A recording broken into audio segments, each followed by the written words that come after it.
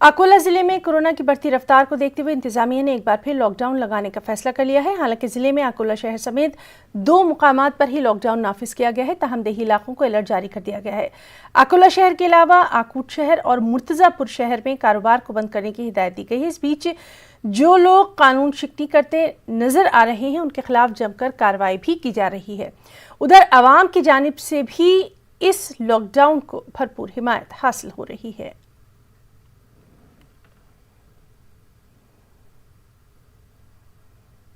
अकोला महानगरपालिका संपूर्ण क्षेत्र, आकोट, मूर्तिजापूर या दोन्ही नगरपालिकांचं संपूर्ण क्षेत्र हे आपण कंटेनमेंट झोन म्हणून या ठिकाणी घोषित करीत आहोत।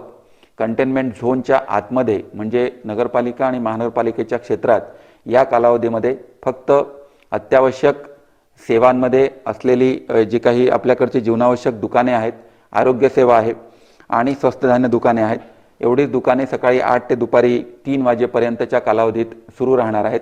लॉकडाउन जो हमारे कलेक्टर साहब और गवर्नमेंट की तरफ से लागू किया गया है, हम उसका स्वागत करते हैं और 100% अकोला ज़िले के अंदर लॉकडाउन कामयाब हुआ है।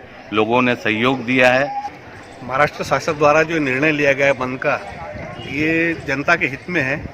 सभी लोग घर पे रहे व कोरोना को भगाने में प्रशासन का साथ दे।